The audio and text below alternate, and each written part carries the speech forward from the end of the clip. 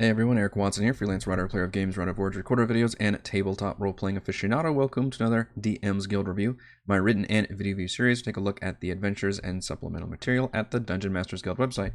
With this video, I'll be reviewing the supplement Spelljammer's Guide to the Galaxy, designed by Caitlin Bradbury, Elias, Garoufalias, Israel, Moreira, Proph, Ryan Miller, Ryan Rose, Shiloh, Berscheid, Steve Fidler, and Xenken for Dungeons & Dragons 5th edition. This review has been sponsored by the publisher.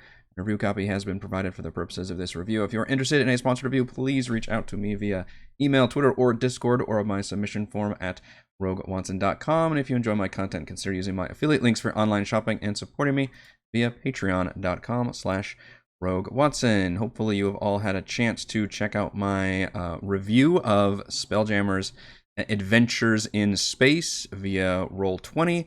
You actually don't need to check out that review to understand this content. The only thing that you need to know is that this is space-themed content. There's nothing particularly in that module, which is it's a 3-in-1 that includes an adventure and a bestiary, and the Astral Adventurers Guide, which includes some new races and backgrounds and spell jamming ships. It does not include any subclasses. I don't believe it includes any magic items or anything like that, whereas this one is going to really help fill that void, almost to where you feel like a lot of the stuff that maybe was left on the cutting room floor for 5e's Spelljammer release has been picked up by some fine folks at the DM's Guild and created into a pretty darn good supplement here, which is very professionally designed, extremely attractive. I love the look of the thing. It's over 50 pages. It has 20 subclasses, 3 new races, a bunch of new spells, magic items, and a new feature that I don't think D&D has necessarily done, which is options for cybernetic and mutation enhancements, as well as a very tiny little bestiary and some wild space environments. A lot of what really feels like is missing from the Spelljammer release. Again, please go check out my review where I review all of the adventures in space, all 3 of the different components. But now we can talk about Spelljammer's Guide to the Galaxy. So we're divided into 4 main chapters. The first tackles our new races, which include the Astral Genasi, the Metamorph, and the Lumens. The Astral Genasi seem crazy powerful to me. They have the ability after each long rest to transform into a different form based on different planetary features. And as I mentioned, this is obviously a very space-themed book. So you're going to get a lot of things that have to do with black holes and voids, about astral energy, radiant sunbursts, gravity, which is some of my favorite subclasses and spells and ideas, all have to manipulate the gravitational pull of you and other creatures and objects, which is really fun. So you'll get a lot of these same kind of themes together, because that's the whole point, is it's all basically space themed. Again, that doesn't require Spelljammers. It doesn't even require you to play in a Spelljammer campaign. If you just want to have this space themed background or race or subclass, then you could probably go for it if your DM will allow it. It does feel a little bit powerful to me, though, with the Astral Genasi, because there is no limit to how often you can do this, and they all give you very sexy abilities. First of all, you straight up get flight built in. And then in addition to that, you can either become like super, it's almost like your vision. You can change the density of your body. I don't think they show that in the MCU too much, but in the comics, that's his whole thing, is he can change to where he's all the way intangible or like super like rock solid and impenetrable.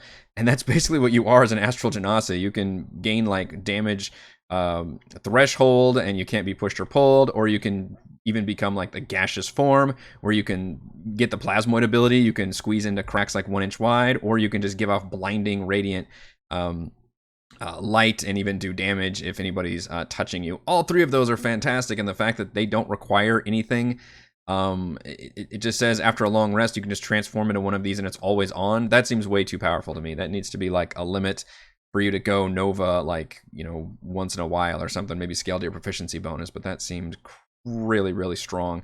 The Metamorph is you're transformed from a different class. You've been like touched by the psychic powers of the wild space area, and you can actually turn into your Metamorph form, which kind of similar to the Astral Genasi, is also very strong, and they all have great features. You straight up become different types, like Construct or Ooze.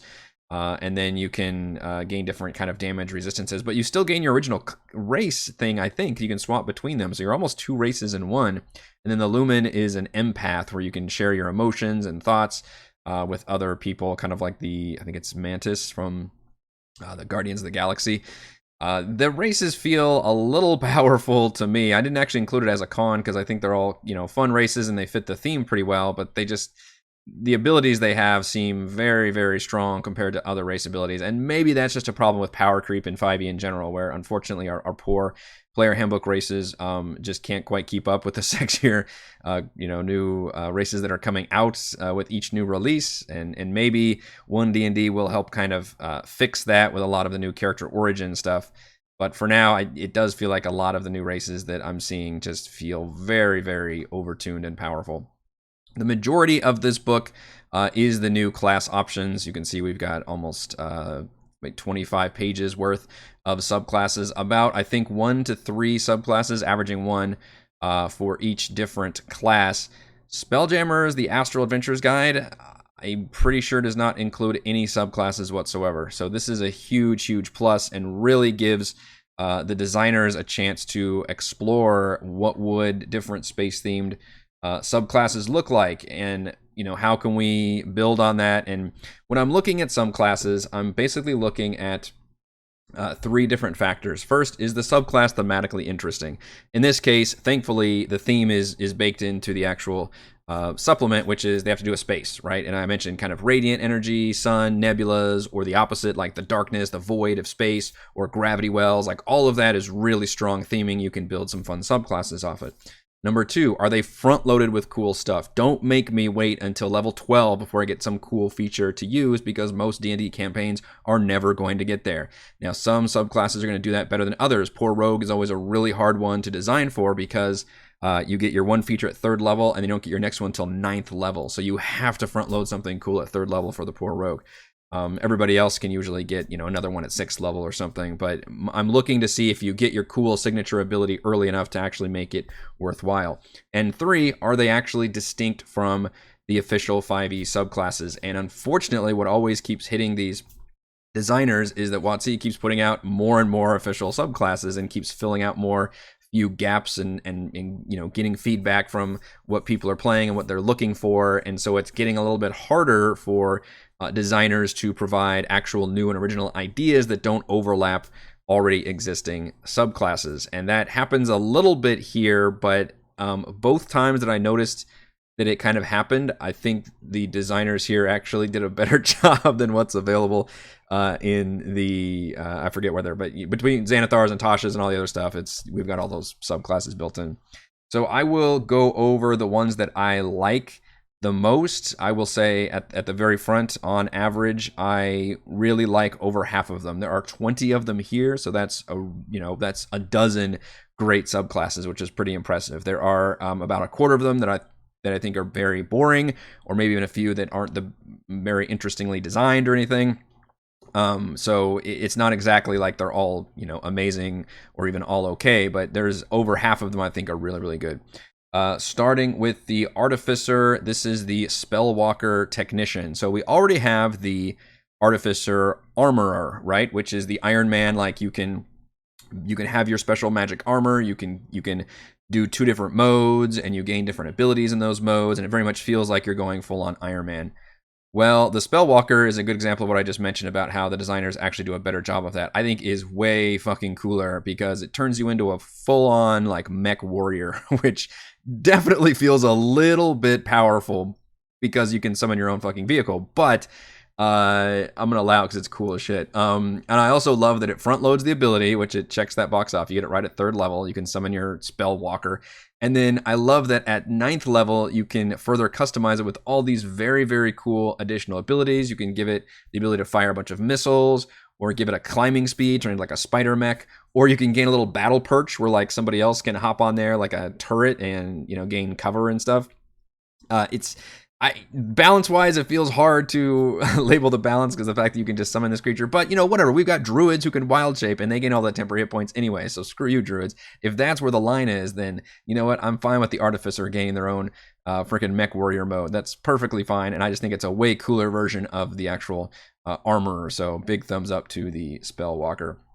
The next one I really like is the Druid Circle of the Void. This one, it definitely builds on what a lot of the Post Player's Handbook Druid stuff does, which allows you to spend Wild Shape on something that's not actually transforming, but instead doing a signature ability. In this case, your ability is to kind of transform yourself into a miniature black hole. You kind of exude magical darkness all around you. It actually withers plants. And it creates a gravitational pull towards yourself, which is very cool. And of course, you gain, you know, darkness and Evern's black tentacles and all these very, you know, appropriate kind of warlock type spells. You also get a really cool feature called Devour, which allows you to consume like objects or even, I think, dead bodies, which I didn't realize until later. It says at 6th level you gain Feed the Void, where somebody can cast Speak with Dead on you, and then you can actually like gain you count as like the corpse that you consumed or something crazy. Like, it seems like it's very interesting like RP and out of combat story benefits, while also you still have a very cool combat ability with your gaining that void form, which feels very like signature and cool and like, yeah, I'm gonna do this, and all of a sudden everybody around me is just in straight darkness and pulled towards me and all that. It sounds very, very cool. Fighter gets a really cool one, which is rare that Fighter gets a fun one. We get 2 of them. I'm not a big fan of the Solar Knight, but I do like the Meteor Knight. The Meteor Knight is all about charging and movement and distance, which is pretty funny if you think about the theme of a meteor just, you know, falling down and crashing into people. Literally, your whole thing is like, you can gain additional speed. If you charge into people, you deal more damage. You can actually change the gravitational pull of a object or a creature, and then you can deal damage to somebody else if you fall towards them. You can spend your reaction to kind of land on your feet. It has just a bunch of really interesting gravity moves, which feels interesting for a fighter too. You can imagine it's much more martial based rather than casting spells that do the gravity pulls. So I thought that was a really cool addition for the fighter class, and a really different play style to be very aware of like movement and positioning for the fighter. So huge thumbs up to that one.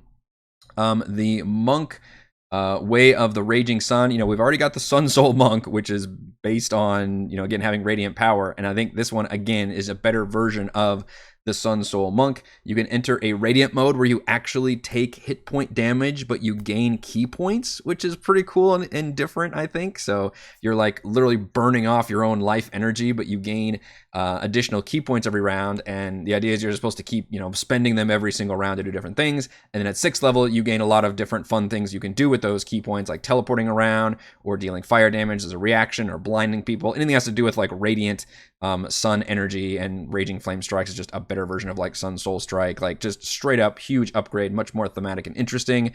And I love the Raging Sun stance. Very cool idea there. Then actually I will mention the Monk Wandering Path too. It's also a good one. It's similar to the Fighter, where basically you can change the gravity, how it affects different creatures and yourself. You can actually invert gravity and then keep it inverted, so you can like run on surfaces, because monks all, you know, the ability to like run on water and shit. So very cool, and similar to how the Fighter is. I like how the gravity ones, if you notice, because that's something we don't really get in any of the existing subclasses, is like gravity themed subclasses and ideas and spells. So that comes across really, really well here and gets me very excited. Then we're gonna go to the I should mention the Prism. This was an odd one. So this is actually from another supplement, I believe designed by Steve Fidler. That is the Prism class. That Prism class is not included here. It's a separate product, but we get a new subclass for the Prism class, which is kind of like, you know, when you're purchasing like a bunch of stuff from Humble Bundle or something, and you get DLC for a game you don't own. It's a weird phenomenon. I can't comment on it because I haven't reviewed the Astral or the Prism class.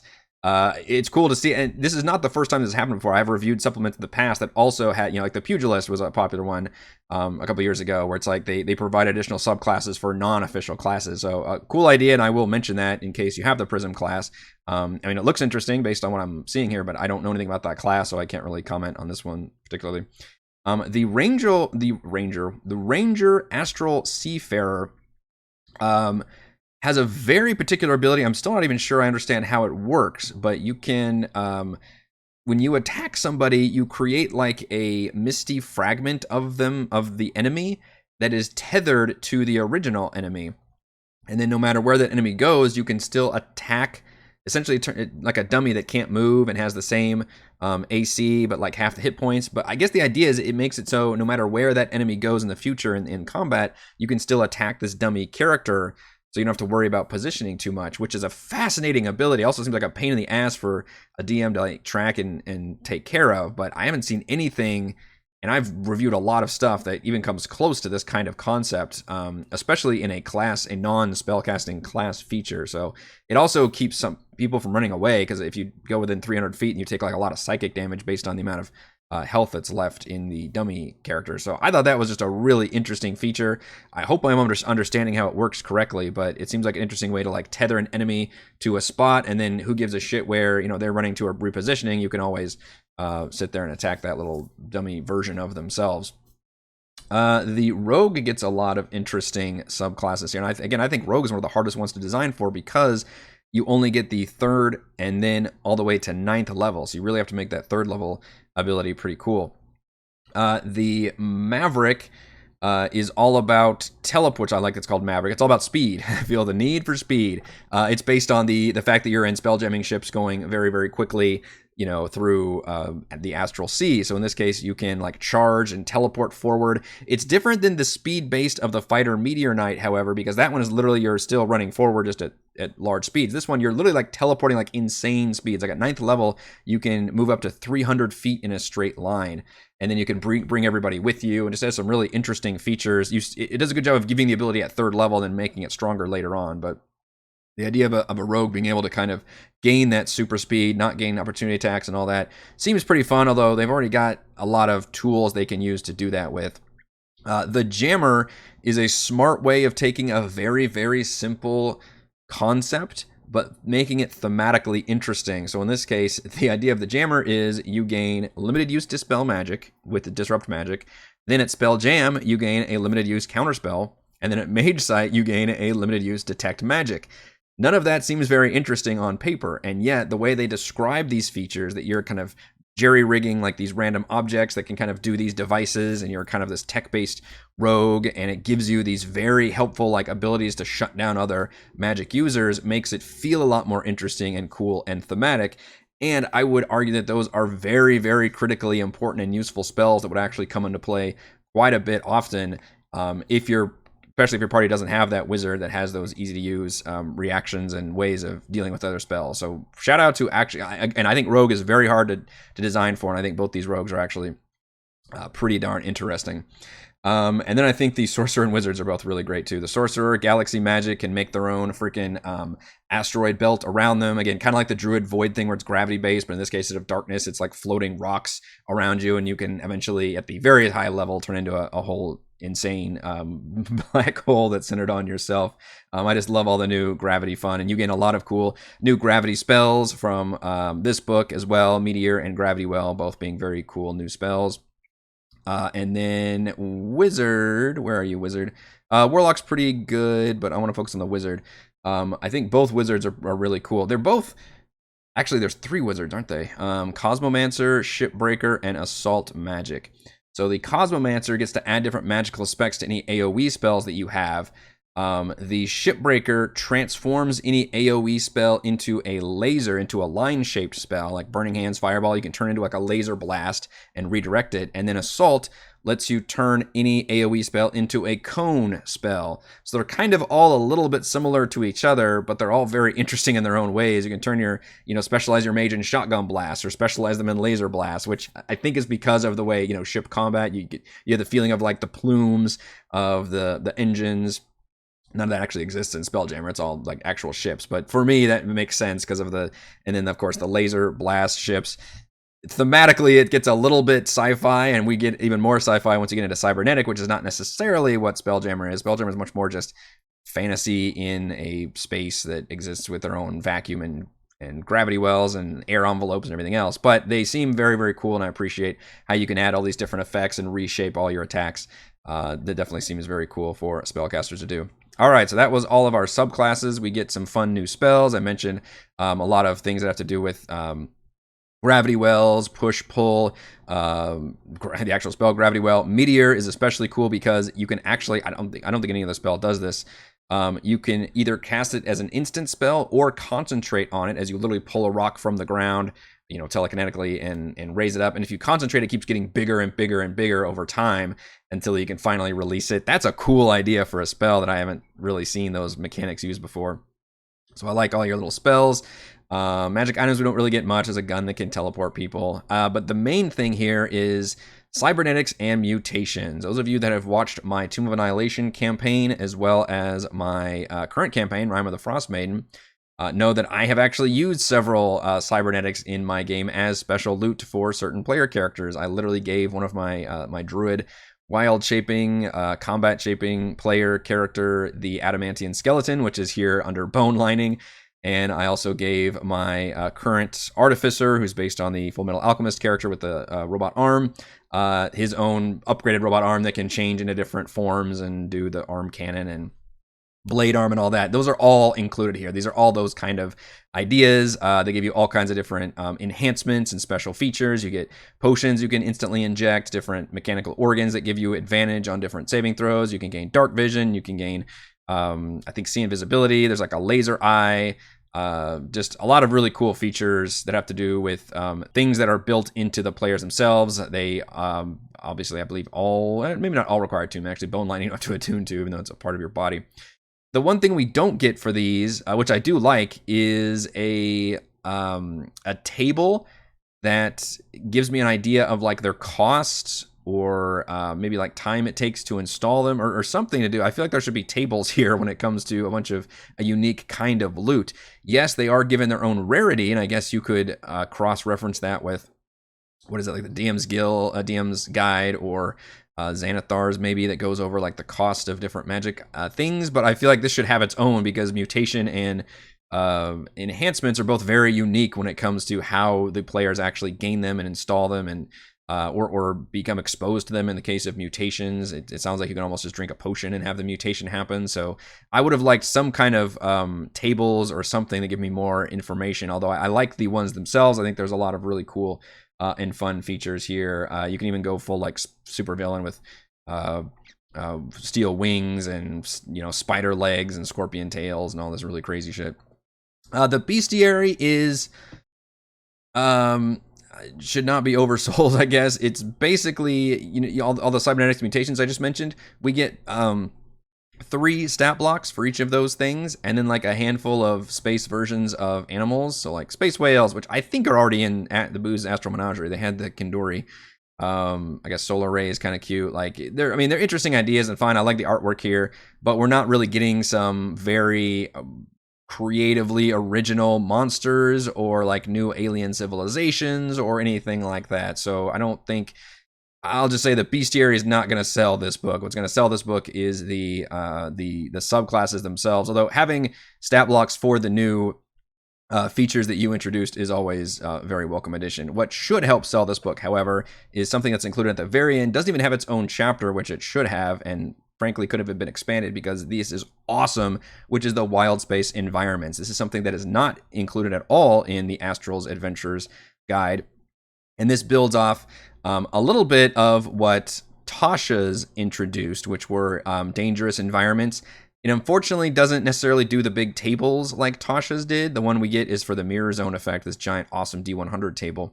I guess we get a little one for the gravity fields as well. But still, very, very awesome ideas for unique, hazardous terrain, essentially, in space, which seems like an obvious thing to add. Was not in the original Spelljammer release for 5e, and they have added it here. Asteroid Spider Belt, which builds on one of the new bestiary creatures called the Asteroid Spiderling, is very cool. Literally just coming across a giant bunch of asteroids linked together with spider webs. Like, that's just a cool thing to come across. You know you're going to fight space spiders.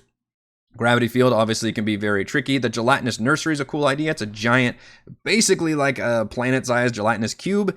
And it's kind of where like slimes and oozes can be birthed from. But when you make it through, you can kind of, you know, bloop. It's like going through a big bowl of jello as a little air pocket. And then that can create all kinds of different shenanigans as you're going through there. And obviously it's very toxic if you end up going outside of your air envelope. But that's a cool thing to have to fly through.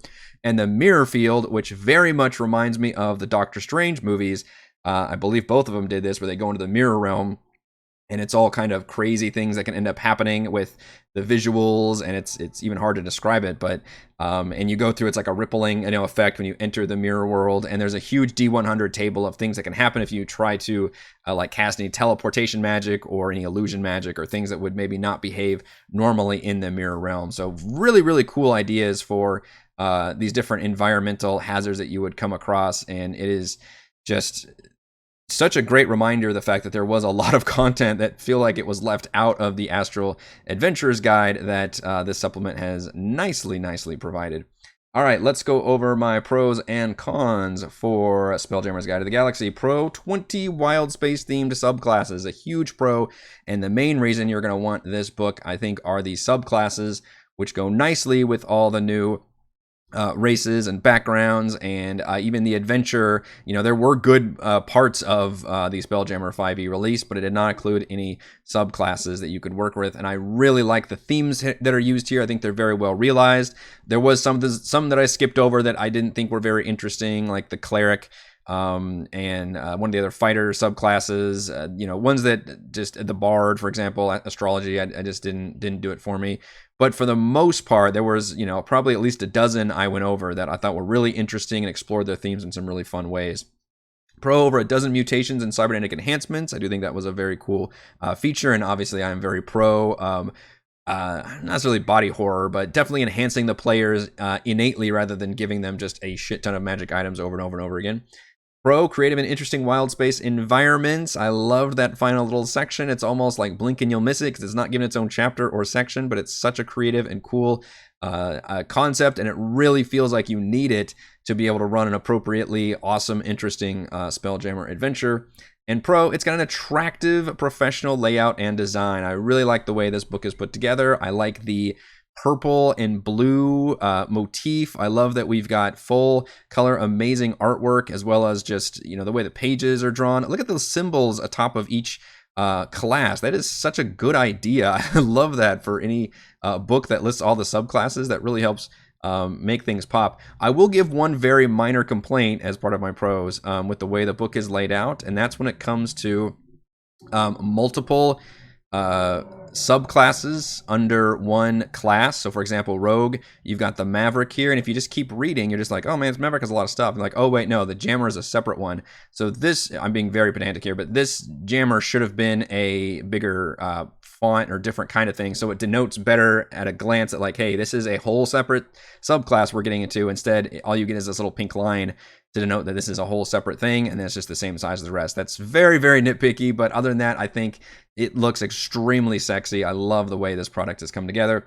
My only real con, I thought about putting the races actually as a con because I thought they were just too overpowered and didn't really explore the interesting themes the way that the classes did, but ultimately my only real con is the lack of the tables for mutations and cybernetics. When you add that much entirely new kind of loot, I expect you to give me some tables for, at the very least, like the cost for all of these different products, and maybe some more information about how to acquire them. It just feels like there was a little bit lacking there. The actual ones that are there are very interesting and cool, but tell me as a DM, give me some notes and hints on how best to actually introduce those things to my players and at what kind of rate I should be giving them.